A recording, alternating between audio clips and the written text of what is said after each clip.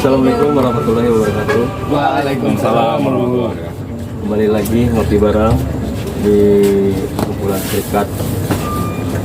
Dan saya mau coba jelasin lagi seperti sebelum-sebelumnya nih. Saya mau untuk berbincang-bincang lagi nih dengan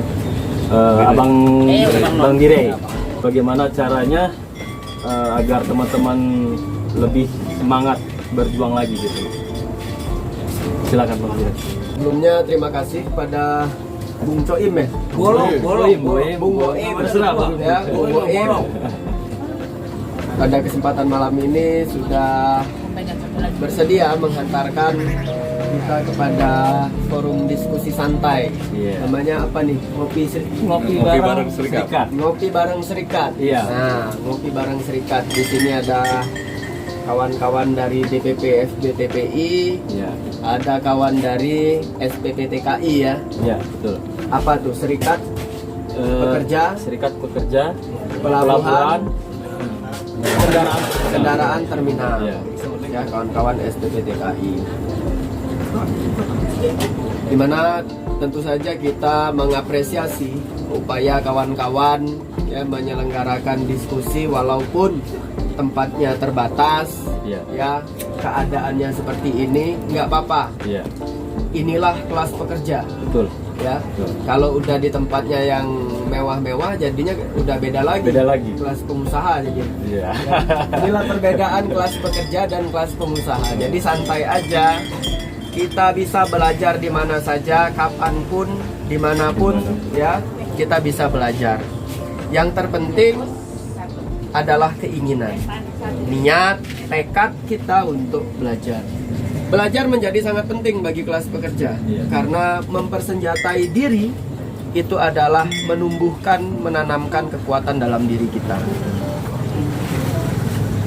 Metode diskusi yang kawan-kawan selenggarakan pada malam hari ini tentu saja sangat baik ya, mengikuti tren masa kini, santai. Iya. Kayaknya ada yang rekam-rekam juga nih. Hai, ya. Semoga hasil rekaman, hasil video kita pada malam hari ini dapat menjadi pembelajaran bagi kaum buruh secara luas. Ya, tidak hanya menjadi konsumsi kawan-kawan yang ada di sini saja atau menjadi konsumsi kawan-kawan di SPPTKI saja, tapi bisa dikonsumsi secara luas, mudah-mudahan. Amin. Ini metode yang sangat baik, lagi-lagi walaupun dengan berbagai macam keterbatasan, hambatan, tapi kita tidak menyerah kepada keadaan. Nah, itu istimewanya kita. Tidak menyerah kepada keadaan. Ya, kita selalu berusaha untuk lebih maju. Masuk kepada tema, salah satu tema pembahasan pada malam hari ini adalah bagaimana cara agar kemudian kelas pekerja atau kaum buruh itu bisa lebih kuat, bisa lebih bersemangat dalam berjuang. Kira-kira begitu ya Bung Boim ya? Iya, Nah, betul. untuk kita semangat, untuk kita menjadi lebih kuat dalam berjuang, tentu saja harus ada modal. Betul. Harus ada bekal ya yang menjadi perangkat utama ya, agar supaya dapat menjadi satu kekuatan penopang dalam diri kita agar berani, kuat, semangat berjuang. Apa perangkat itu? Ya, apa perangkat penopang agar kita bisa menjadi tadi kuat, semangat ya dalam berjuang? Tentu saja salah satu perangkat itu adalah yang paling utama, pengetahuan. Ya. Orang menjadi berani karena dia Buat. tahu, Tahu. memiliki pengetahuan. Bung bisa berani berdialog dengan pihak kepolisian, dengan pihak manajemen, itu karena memiliki pengetahuan. Iya. Bung bisa berhadapan, berdialog, berdiskusi dengan pihak pemerintah itu karena memiliki pengetahuan. Tanpa pengetahuan, tentu saja kita tidak berani atau belum berani, terbatas. Mau ngomong apa? Iya. Mau bicara soal status kerja, nggak tahu aturan hukumnya. Iya. Mau berbicara soal upah, nggak tahu aturannya. Mau bicara soal jam kerja, aturannya nggak tahu. Jam kerja lembur, aturannya nggak. Soal jaminan sosial, aturannya nggak tahu. Jadi tanpa pengetahuan kita tidak bisa berangkat kemana-mana. Iya. Ya. Tanpa pengetahuan kita tidak bisa berbuat banyak dalam tadi membangun upaya agar supaya kelas pekerja itu bisa menjadi lebih berani, lebih kuat dalam berjuang. Iya. Nah, selanjutnya pengetahuan itu lahir dari mana? Nah, pengetahuan lahir dari pengalaman dan proses belajar. Nah, dalam serikat pekerja atau dalam lingkungan kaum buruh, metode belajarnya apa? Metode belajarnya ada melalui proses diskusi, ada melalui proses pendidikan, ada melalui proses menulis, ada melalui proses membaca. Ya, 4 perangkatnya: membaca, menulis, berdiskusi, pendidikan. Itu 4 komponen dalam lingkungan serikat pekerja atau serikat buruh untuk menggali pengetahuan. Yang lainnya adalah melalui proses pengalaman dalam aktivitas dia di serikat buruh atau serikat pekerja. Pengalaman dia melakukan bipartit, ya, pengalaman dia melakukan tripartit, pengalaman dia bertarung di PHI, Pengadilan Hubungan Industrial, pengalaman dia melakukan aksi-aksi massa, pengalaman dia melakukan solidaritas. Itu akan menambah pengetahuan dalam diri serikat pekerja itu sendiri. Nah, artinya apa? Belajar. Belajar adalah kepentingan utama bagi kelas pekerja. Tanpa belajar, tanpa pengetahuan, dapat dipastikan kelas pekerja tidak memiliki keberanian, ya, tidak memiliki kekuatan dalam berjuang. Kenapa?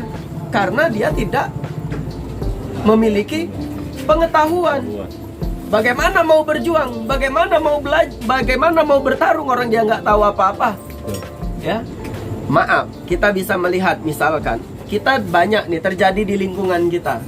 Misalkan orang-orang yang pendidikannya lemah, atau orang-orang yang tidak mendapatkan akses pendidikan yang layak, hanya tamat SD, hanya tamat SMP, atau bahkan tidak berpendidikan sama sekali. Banyak kan di lingkungan sosial kita, di lingkungan masyarakat tuh, dia berhadapan dengan polisi takut, ya kan? Datang ke kantor polisi takut, datang ke kantor-kantor pemerintahan takut, karena nggak punya pengetahuan, nggak memiliki pengetahuan. Berbeda dengan kawan-kawan yang memiliki pengetahuan, dia menjadi lebih berani, dia menjadi lebih santai karena dia tahu. Jadi kembali kepada topik pengetahuan melalui proses belajar, melalui proses pengalaman, itu adalah penting bagi kelas pekerja. Maka dari itu, ya, kawan-kawan tidak bisa berjuang begitu hanya mengandalkan kekuatan massa atau orangnya banyak. Tapi ketika orangnya banyak, tidak memiliki kesadaran yang lebih maju, tidak memiliki pengetahuan, orang banyak ini dia tidak akan bergerak. Katakanlah, maaf, di lingkungan kerja kawan-kawan ada berapa ribu? 2.000 orang misalkan. Ya, ada 2.000 kelas pekerja di lingkungan kawan-kawan. Apakah kemudian 2.000 orang itu sudah mampu termobilisasi, sudah mampu berjuang, sudah berani untuk menentang, melawan pengusaha, untuk menegakkan hak-hak normatif mereka yang paling dasar? Sudah bergerak semua belum? Belum kan? Belum. Kenapa? salah satu problemnya adalah problem kesadaran. Salah satunya adalah problem pengetahuan. Jadi banyak itu tidak menjamin atau belum menjamin bahwa itu akan dapat menjadi kekuatan dalam perjuangan. Tapi misalkan kawan-kawan yang terhimpun di dalam Serikat Pekerja SPPTKI, walaupun dia hanya segelintir orang yang memiliki pengetahuan ini sudah mulai bisa bergerak kan? Bisa menuntut, bisa berjuang karena dia memiliki pengetahuan. Nah, jadi konsekuensi dari pengetahuan itu dia akan melahirkan kekuatan. Konsekuensi dari pengetahuan dia akan melahirkan keberanian. Ya. Jadi berjuang itu ada 3. Pengetahuan, kekuatan massa, dan keberanian. Ini harus tercukupi. Pengetahuannya harus tercukupi. Kekuatan massanya harus tercukupi. Keberaniannya harus tercukupi. Misalkan kalau di antara kita di sini itu hanya memiliki pengetahuan saja, katakanlah Bung Eko, Bung Joko, dia ini punya literasi, punya referensi buku itu udah ratusan judul dia konsumsi. Aturan hukum ketenaga kerjaan itu sudah di luar kepala semua, ya kan? Referensi tentang pengalamannya dia udah keliling ke luar negeri melihat perkembangan dari Serikat Pekerja di seluruh dunia. Tapi dia hanya sendirian. Dia tidak memiliki kekuatan. Pengetahuannya itu hanya dia konsumsi sendiri, tidak dijadikan alat untuk mengembangkan keberanian orang lain. Sehingga dia sendiri. Ketika dia sendiri, apakah dia bisa mengalahkan pengusaha yang besar? Datanglah Bung Joko, ya kan, woi Bung, Bang, atau apa, Bos, menurut ini menurut ini harusnya sebenarnya. Tapi dia sendiri, nggak punya kekuatan massa. Bisa nggak? Nggak bisa. Yang ada, panggil satpam. Wah, ini kayaknya orang udah sinting nih. Iya. Ya kan? Coba amankan dulu nih satpam. Dia sendirian. Iya, betul. Ya? Betul. Sendirian dia. Makanya pengetahuan, ilmu tadi harus diluaskan supaya memunculkan barisan-barisan pendukung, barisan-barisan perlawanan. Nah, kalau orangnya banyak dengan keberanian Bung Joko atau Bung Boim, pengetahuan ini akan menjadi semakin kuat.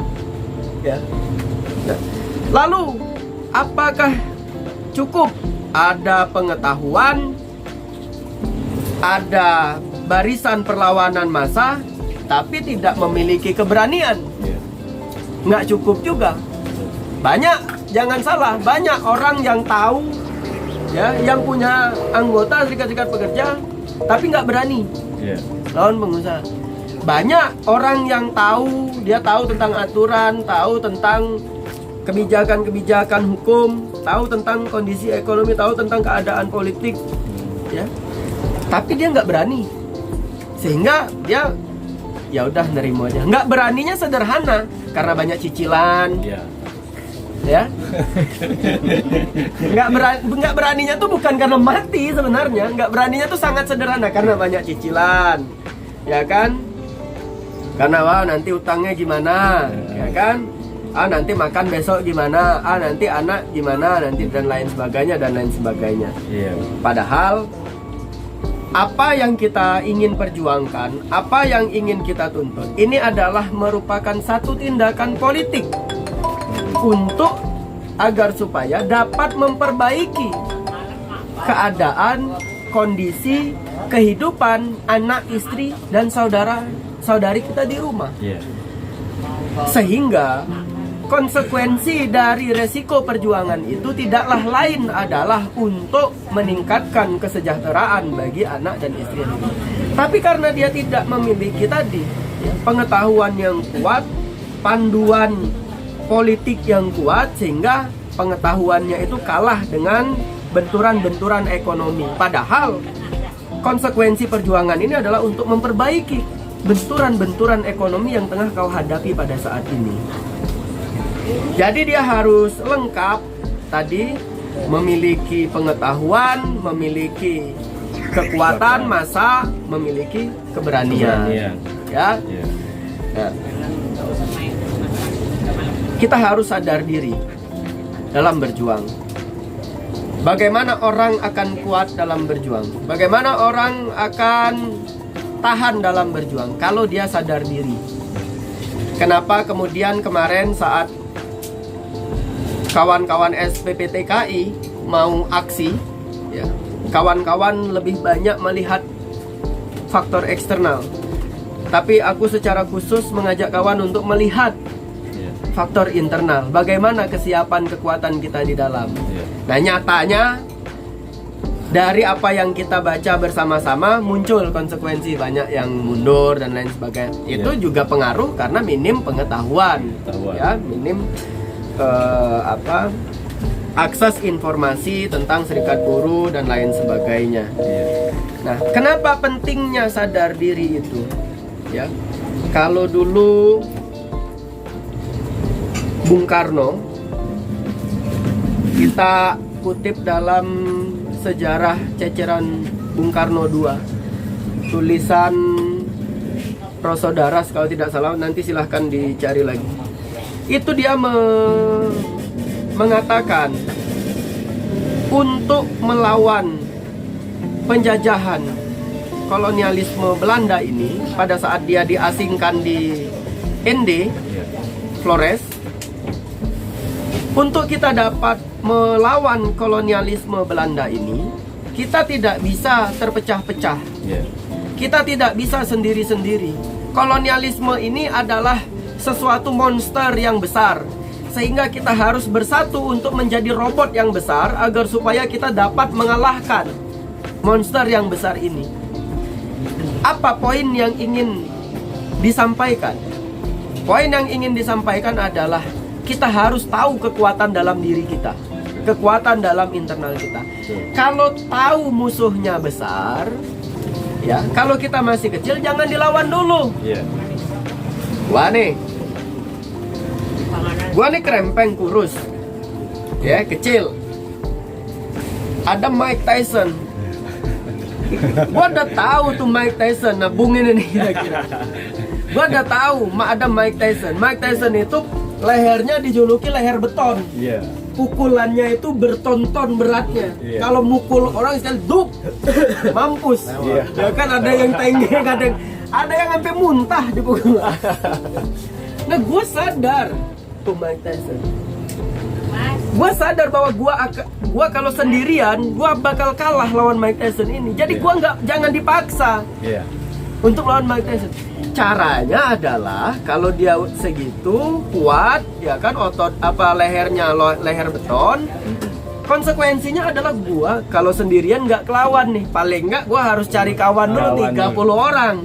Gua sadar kekuatan dalam diri gua. Nah, dalam teori Sun Tzu kan mengatakan, sebelum kita bertarung maka kenalilah kekuatan dalam diri kita, maka keniscayaan kita akan menang dalam setiap pertarungan. Ya. Nah, jadi kita sadar kalau belum siap, belum kuat, maka siapkan dulu. Kalau udah siap, udah setara atau bahkan kita lebih kuat dari dia, baru kita siap untuk bertarung. Kalau dipaksakan, itu namanya apa? Reaksioner. Nah, tidak boleh. Tidak boleh kelas pekerja. Itu satu kelemahan dari kelas pekerja, dia reaksioner. Ya, karena dia merasa punya masa, merasa punya kawan, nggak taunya kawannya ini bukan orang yang sudah sadar semua. Ya kan, bukan orang iya siap aksi aja. Aksi itu bukan keluar dari mulut. Ya. Aksi itu kuulangi lagi. Aksi itu bukan keluar dari mulut. Bukan keluar dari mulut, bukan kata aksi, bukan, tapi dia tindakan. Nah, untuk melakukan tindakan itu akan muncul konsekuensi, intimidasi, teror, PHK, pemutusan, pengurangan upah, demosi, ya kan, mutasi dan lain sebagainya. Sehingga orang yang kemudian bercakap dalam pernyataan, oh gua siap, gua belum tentu. Dia harus melalui proses penelitian, dia harus melalui proses investigasi, pendalaman, Sudah berapa kali dia turun ke jalan, sudah berapa sering dia berhadapan-hadapan dengan manajemen, sudah seberapa sering dia belajar. Sehingga kita bisa menarik kesimpulan dia adalah massa yang sadar. Terkadang pun massa yang sadar juga masih bisa lemah, apalagi yang belum sadar sama sekali. Makanya kita harus menghindari tindakan-tindakan reaksioner. Reaksi saja nggak boleh, harus siap dengan melakukan investigasi, pendalaman, dan lain sebagainya. Nah, jadi secara sederhana ya, bagaimana kita dapat membangun kekuatan atau keberanian dari kelas pekerja atau dari kaum buruh? Dimulailah dari belajar ya. Dulu ada satu teori lama mengatakan dari mana kita memulai, apa yang harus kita kerjakan ya, kita memulai dari belajar ya. Dengan belajar kita akan melahirkan tenaga-tenaga yang produktif, tenaga-tenaga yang pemberani, tenaga-tenaga pejuang yang sadar ya. Dan kita akan memiliki tenaga-tenaga yang berani. Mereka berani untuk berjuang karena sadar. Dia tahu betul, dia berdiri berhadap-hadapan dengan kekuatan modal itu adalah bertarung ya. Kita ini hidup dalam pertarungan kelas ya, dimana satu kelas akan dapat menundukkan kelas yang lainnya ya, dimana satu kelas mayoritas akan dapat menundukkan kelas minoritas. Mungkin itu untuk tema pertama berkaitan dengan soal membangun keberanian ya, apa saja yang harus kita siapkan dalam berjuang. Mungkin begitu Bung Boim. Di sini tidak ada guru dan murid. Di sini tidak ada pendidik dan peserta didik. Di sini kita sama, setara, terlahir dari situasi di mana dominasi sistem kekuatan modal ini selalu menghisap dan menindas kita. Itulah keistimewaan dari kelas pekerja.